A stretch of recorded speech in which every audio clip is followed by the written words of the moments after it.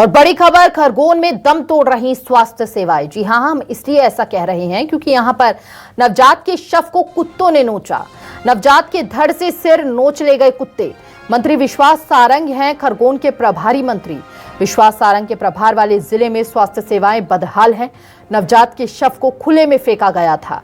Delivery के बाद शव को खुले में फेंका गया था। मंत्रियों की रुचि सिर्फ भ्रष्टाचार में है, कांग्रेस ने यह आरोप लगाया। साथ ही कांग्रेस ने कहा प्रभार वाले जिले में एक बार भी नहीं गए विश्वास सारंग। ऐसे संवेदनशील मुद्दों पर भी मंत्री असंवेदनशील हैं। कैलाश सारंग ने जिले की सुध नहीं ली, यह भी कहा गया। कांग्रेस की ओर से बीजेपी में आदिवासी अंचल की अहमियत नहीं है। तो देखिए, विश्वास सारंग के प्रभार वाले जिले में दम तोड़ रही स्वास्थ्य सेवाएं।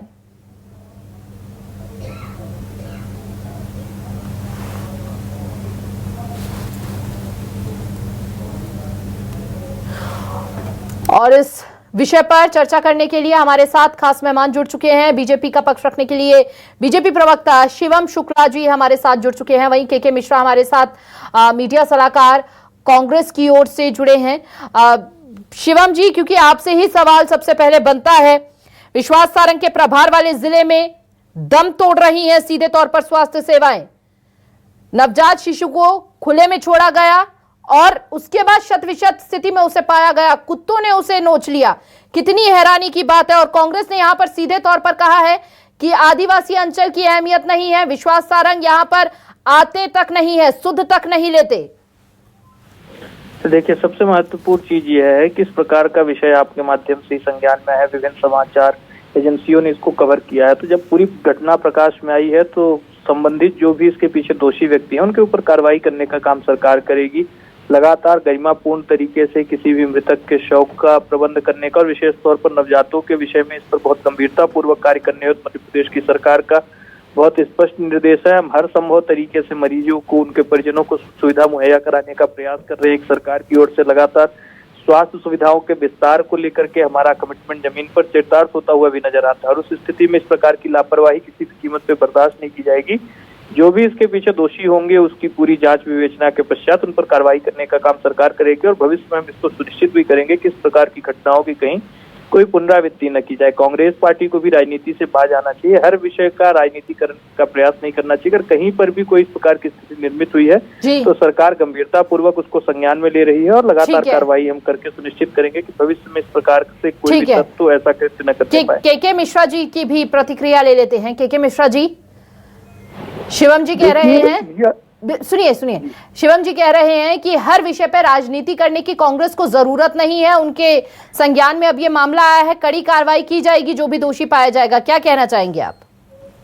पहली बात तो यह है कि कांग्रेस विपक्ष में है, हमें क्या करना है, हमें किसी से भी मार्गदर्शन की जरूरत नहीं है जी। और हम चाहते हैं कि इस संवेदनशील मुद्दे पर राजनैतिक चर्चा न हो, मगर जिस तरह भारतीय जनता पार्टी की अकर्मण्यता, स्वास्थ्य विभाग में व्याप्त भ्रष्टाचार, मंत्री की निष्क्रियता और आदिवासी अंचल में अपने प्रभार वाले इलाकों में आज तक नहीं जाना और एक नृशंस तरीके का चित्र जो हमारे बीच एक बच्चे की मौत का आया है, उसने पूरे समाज को झकझोर दिया है।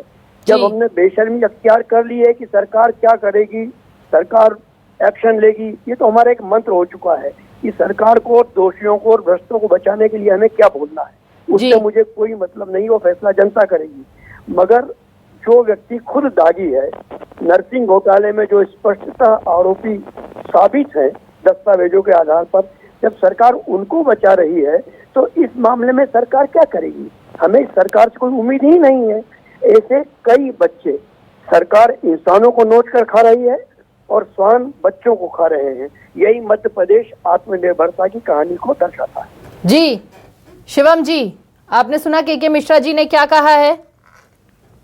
देखिए, कांग्रेस पार्टी की हमेशा से मानसिकता रही है कि वह लोग अब कोर्ट का भी काम करने लगे हैं। कौन दोषी है, कौन दोषी नहीं है, किस पे आरोप है, क्या है, यह चीजें भी कांग्रेस पार्टी निर्धारित कर रही है, जबकि वास्तविकता यह है कि अगर स्वास्थ्य सुविधाओं की लचर व्यवस्था आपको देखनी होगी तो कमलनाथ जी और दिग्विजय सिंह का कार्यकाल हमारे सामने है। मेडिकल कॉलेजेस की संख्या हो, डॉक्टर्स की जो अस्पतालों में कमी का विषय हो, इंफ्रास्ट्रक्चर का जो एक बेसिक अभाव था, वह तमाम चीजें भी हमारे सामने। हमने मध्य प्रदेश को एक रोबस्ट हेल्थ इंफ्रास्ट्रक्चर देने का काम किया है और उसमें अगर कहीं पर इस प्रकार की कोई गड़बड़ी, फिलहाल तो शिवम जी सत्ता में आप है, सवाल तो आप ही से बनेगा ना। स्वाभाविक तौर पर हम उसका जवाब, अगर कहीं पर भी कोई लापरवाही किसी भी कर्मचारी, अधिकारी, प्रशासनिक महकमे के द्वारा की जाती है तो सरकार उस पर कार्रवाई करने का काम करती है।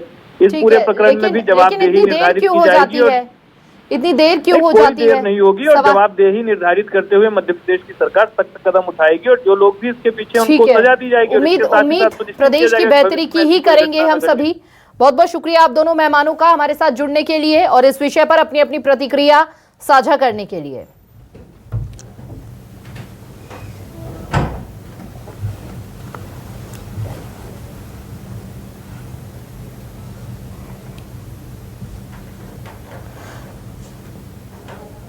तो विश्वास सारंग के प्रभार वाले जिले में दम तोड़ रही हैं स्वास्थ्य सेवाएं। सीधे तौर पर